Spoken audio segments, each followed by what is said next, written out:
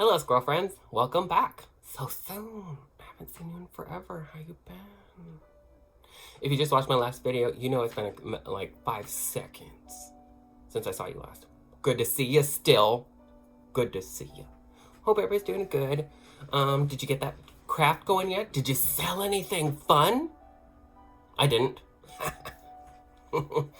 Okay, today, if you have read the title, it is my top 10 scariest books that scared the pants out of me. Or some people say like scared the cheese out of me or the peas out of me or whatever. So many words for that. But these are the top books that have scared me. Okay? This is my opinion. Disagree with it all you want. Just know it's mine. And you are entitled to yours too. The first book is... What do you think it is?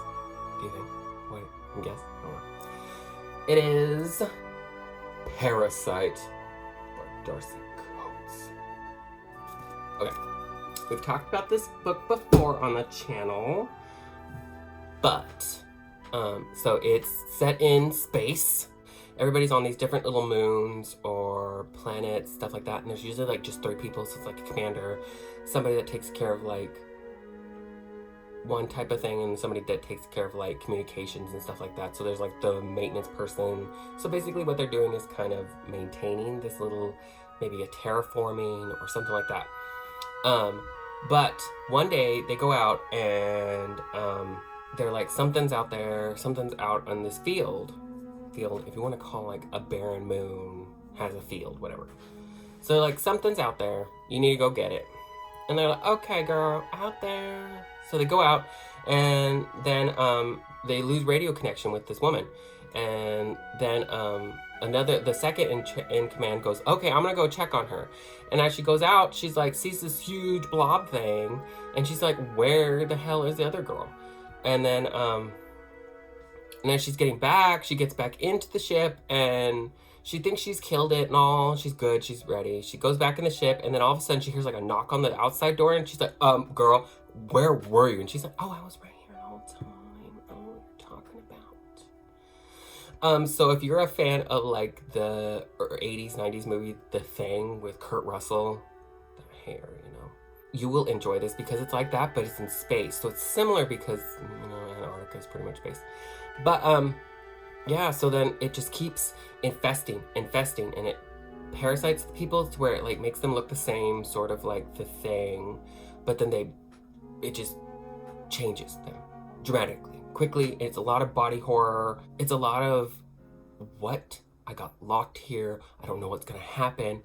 And so you keep moving from station to station as this thing keeps infesting the whole known universe that we are in at this point. Because I think it's, the year is 2296. It just goes to all these stations, and by the time, like, it's so fast that anything happens by anybody, like, governing body goes like, oh my god, we should do something about this. It's far too late, but they still try to, like, contain it and send some people out. And so that's the end of the book, is you're with this, like, ragtag team that they could barely get together to defeat this monster. Do you think they're going to? Doesn't look good, girl. But it's scary. There's a lot of, like, what the hell's gonna happen? And then you get on bigger like ships with more people, and it's, oh my god, it's like it's like the edge of your seat the whole time. It's one of those books you just like, I'm just not gonna go to work for a week. I'm just gonna read this.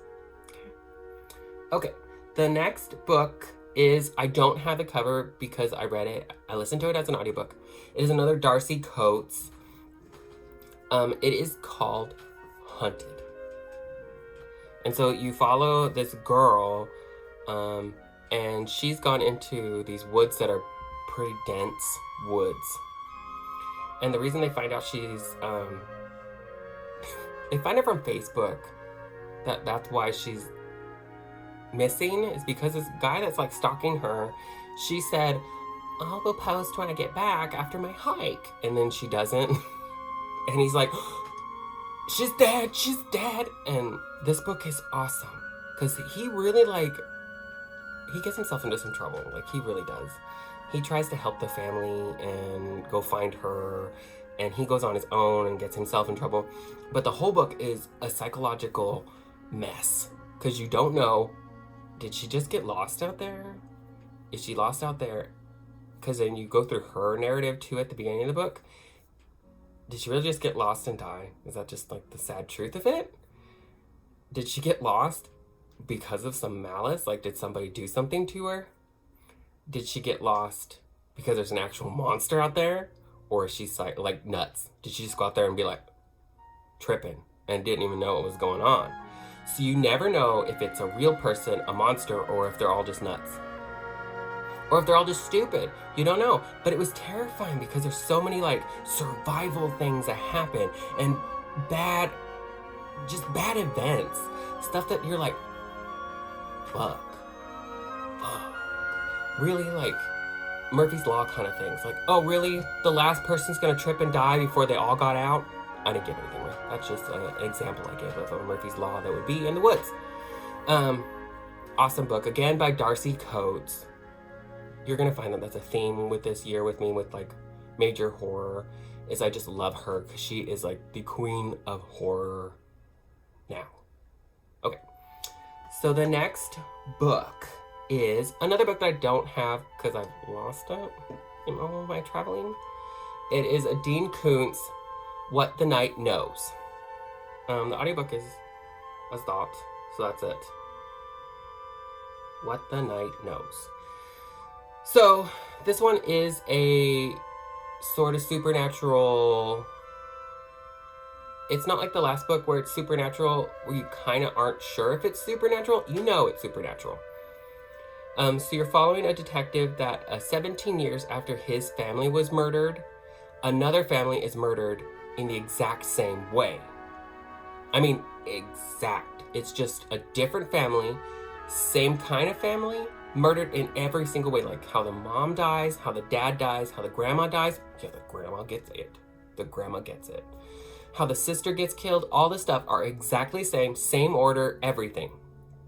And so he realizes that it's a demon that is doing this. Oh my God. It's so weird because the demon takes over people and he calls them, he's the rider and they're his horses. So creepy. Ooh. And then there's a scene, because he can infest houses and stuff for a small amount of time, the demon. He can infest houses, but he has to go through touch. So it's kind of like that Denzel Washington movie from like the 90s. So he can only go through touch, so he has to move bodies through touches, so he can move his horse through different touches. And he can only be in bad people. He can't be in good people for very long, or I think it messes him up. So he doesn't stay in bad people. But there is one where he gets inside this nurse. And you're like, no, he's not going to be the nurse for very long, because she's a nurse. She's nice and all. He's going to have to hop out of her real quick. No, she's horrible. She's like the angel of death. And she's done some bad stuff. And the woman really likes him, because they talk to each other, like mentally, and she really likes him. She really likes having him in her because he gives her reason to do bad stuff, which is horrible. And she's done some horrible things. The ending of the book is awesome because you follow this detective before another family can get murdered. So it's a murder mystery, supernatural thriller wrapped up into an amazing book. It's probably one of Dean Koontz's best books, I think. Number 7 is not a Darcy Coates. Okay, girl, calm down. It is Coldbrook by Tim Lebanon. Now you're kind of like, do I recognize that name?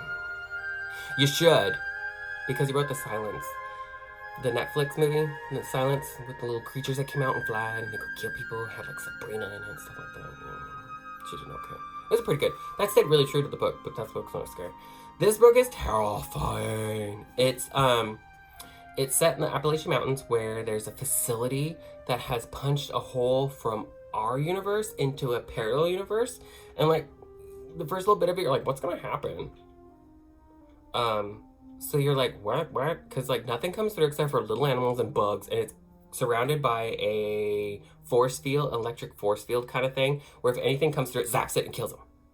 A bug, anything. I mean, like, volts of energy come through and just murder these little things, and crispy critter. So then they're just watching this day and night, and so then there's a bunch of people in the control room with this, like, hole, and then a person walks through, a woman walks through, and it's electrocuting her, and she's still coming. And then Really? Like, who really thinks of, like, let's just turn off those force fields because she's probably hurt? Stupid. You watched it kill a fly just a second ago, and the fly don't even close to exist anymore. Basically took out him and his grandparents. But they turn off the force field, and then, I mean, swear to God, it goes from like 0 to 1,000 in a page. All hell breaks loose in this thing, and she just infecting person after person, and they're infecting person, and it's just zombies nonstop. Sorry, I forgot to mention that. The zombies. If you kind of didn't notice. But the zombies, and then, oh my God, and then another person. Oh, my dear Lord. They could have stopped this, because, like, people get out and lock the door. But then someone's like, yeah, whatever, and they leave the door open. What the hell? It's like the person running up the stairs. Really? Really? You think the murder's after you and you think, well, let's go up the stairs. No. So this one, they leave the door open. I think he kind of did it on purpose, I think. This one's horrifying because the zombies take over really quickly, but it kind of goes into like a conspiracy theory a little bit at the same time of like, why are these zombies doing all this stuff? Like, how are they coming through all these different worlds? Are they coming from different worlds? How did they come over from that world? And so you follow Holly and Jonah for a long time. I liked Jonah. I liked Jonah a lot. And you get into like a lot of conspiracy theory things at the end of like a bigger picture of more than just zombie virus that's gone through one world into another. One creepy little hint. You will never hear a dove make a noise without freaking out again. Sorry. Awesome book. Readily available. You need to read it if you like zombies. And there's a movie coming out called Coldbrook, and it's not the same. I got so excited in it. It's not it. Okay, so now we're on to number 6. Again, this one is an audiobook that I have not. So it had a movie that was based on it, Delivers from Evil. That's the new title of it, is Delivers from Evil. It's by Ralph Sarchie. He is a New York policeman detective. So it's set in like the 80s and 90s, and the movie, just don't even watch the movie, is about him. He is a police detective that has seen so much stuff that he's gotten kind of jaded to a lot of the bad things that have happened in New York City, and now he's trying to figure out why those things have happened so badly. Now he's gotten into what he calls the work. And he is a contemporary of Ed and Lorraine Warren, if you know who they are. They did the Conjuring series, stuff like that. They were actual people in the 70s. I think Lorraine is still alive, or she has just recently died. Ed's been gone for a while. But Ralph Starchie's a contemporary of them and is a friend. And so he goes through and he tells you these different little stories. So it's a lot of short stories, case files of what he's done that's considered the work. So it's supernatural or mostly demon-based. So it's a lot of like demon possessions that he's gone and tried to figure out how to get the demon out with help with other priests and Ed and Lorraine Warren. There was one that was a creature that was, so if, spoiler alert and trigger warning, there is a chapter in the book that is sexual assault, rape, and so if that's not something that you can deal with, don't read this book. The book is horrifying because the stuff really happened. It's horrifying that these people went through these experiences. And there's one family that goes through this monster, this demon that inhabits the whole family, and he rapes them all. But he like manifests himself to them every once in a while. He's this big, black, hairy thing. Looks like Bigfoot. Oh, can you imagine that? No. But that one terrified me. Oh, they're just the little short stories. And some of the shorter stories were the most horrifying ones. Ooh. So good, though. So good to read. Number 5 is not another Darcy Coates, I swear to God. It is, I know this sounds like so weird, Laurell Hamilton's Guilty Pleasures, book 1 of the Anita Blake series. Now you're thinking, Mondo, you scared of sex or something? No, it's not. It's not a romance. It's not romance. I swear to God, it's not romance. It is, we've talked about this one. I think it was like my 2nd or 3rd book review. So if you haven't watched that, you should watch it. So we're not going to talk about it much. But it's about Anita Blake. She's a vampire hunter animator, so she raises zombies. There are some very creepy scenes because there are ghouls. They're kind of like what our modern society zombies are, what we think are, but they're faster and they crawl and they have long talons and they have red eyes. eyes and stuff like that. Horrible.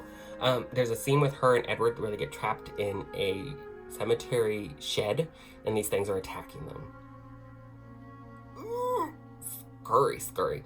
That is just like the smallest, scariest little bit of it. The most scary part is the main protagonist is a little girl that's 1,000 years old, and she's the most powerful vampire that Anita has ever met. She's the master of the city of St. Louis.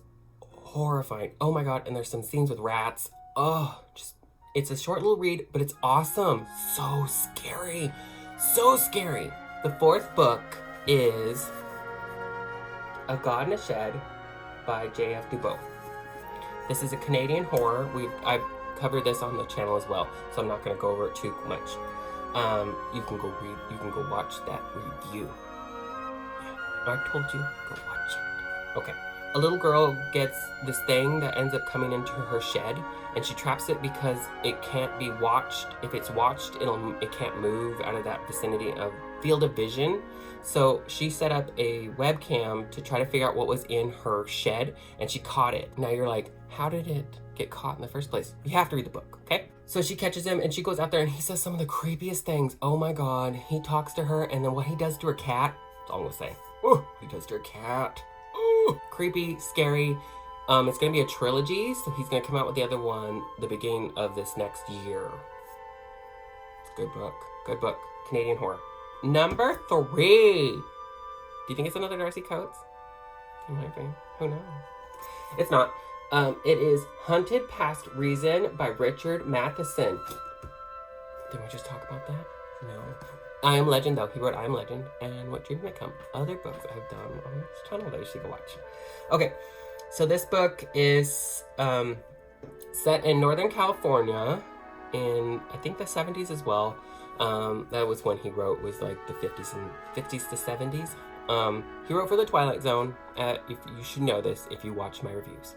This guy, he gets a request from one of his work friends to go on a week-long hiking trip with him, and they don't really know each other, and I'm like, this must have been a totally different time for everybody, because I sure as hell wouldn't go off with someone I didn't know much from work to a hiking trip overnight, let alone for a week. I'm like, no thank you, ma'am.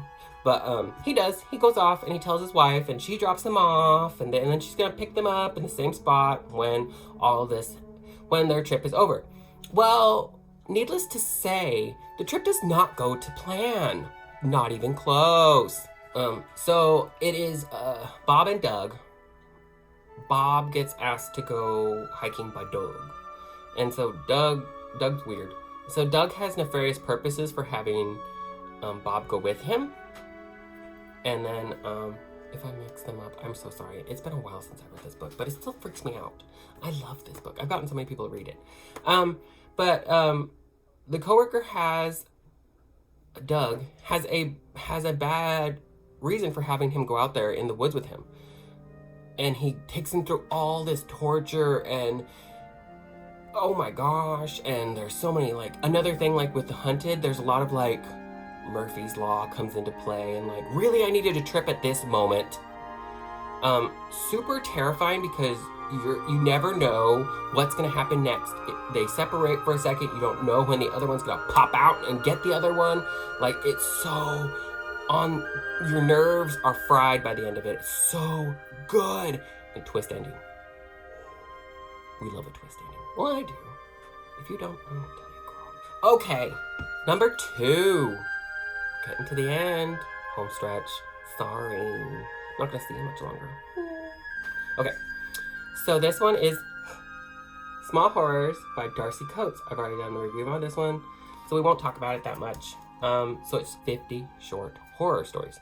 They are awesome. The one that terrifies me the most, that still stays with me, is the bog rot. I didn't even want to go down my own stairs to do laundry. Awesome. I mean, some of them are just so quick that you're like, no, I want to read more. I want to read more. What happened? So good. So good.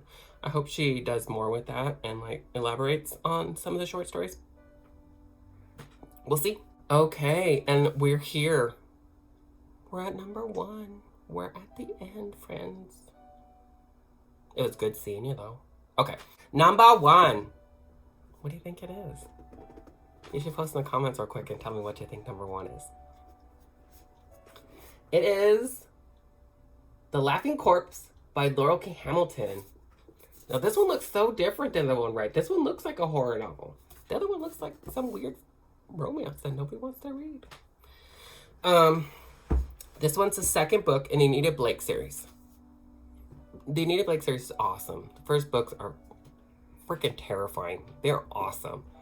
A lot of mythology in there that she makes up that you're, oh my God, what an imagination on that woman.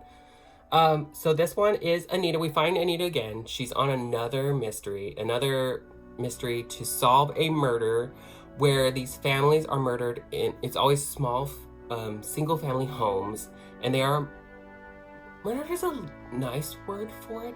Massacred and eaten is another one. Well, that's 2 words, but whatever.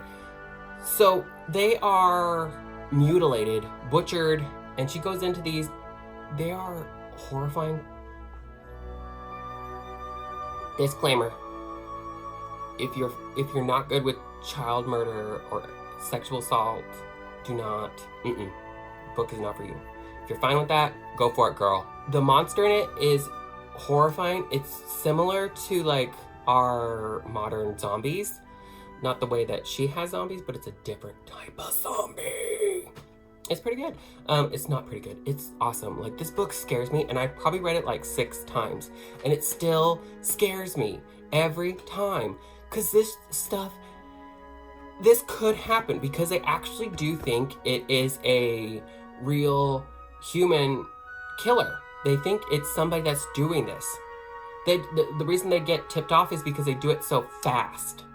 And you get into voodoo folklore into it. It's really cool.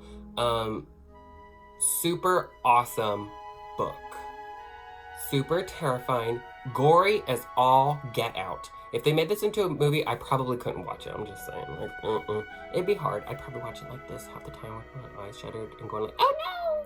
But that's my list. We're there. We're at the end of it. I hope you liked the list. I hope you go out and get some of these. They're fun. If you want to know how I do my eye makeup for this video, there's the tutorial that you probably should have watched. But, so I hope you guys are having fun. Tell me your top 10. What is your top 10? It doesn't have to be books. Tell me some movies. I'm always looking for a good movie to watch. Do you want me to do movies? I could do my next, top 10 scariest movies, but that's kind of harder because I don't really get scared that easy by movies. I get gored out. Some of them are gross, but like scary movies are kind of hard to find. So tell me your top 10 either movies or books or both. Both is cool too. And yeah, so I'll see you guys next Tuesday. I hope you have a great morning, afternoon, evening, or middle of the night. Oh, this one probably be a good one for the middle of the night. To think you get you a little scared. Okay, guys, I love you very much. I hope you guys are keeping your masks on above your nose. My biggest pet peeve right now. And being nice to people. If you cannot be nice to people, stay home. Order out, have it delivered, tip extra, because they know you're going to be grouchy. Almost said a different word. We'll be grouchy. So, be nice. People are just trying to do their job. Treat retail workers with respect. They're people too. It's like that, Finding Nemo. Retail workers are friends, not food. Goes for servers as well. Okay, guys. I hope you're having a great evening or whatever time it is. Have a great rest of your Tuesday. I will see you guys for next Friday and the Tuesday after that for another book review. Thank you guys all for being subscribers and watching my craziness. I like my craziness. I hope you do too. Okay.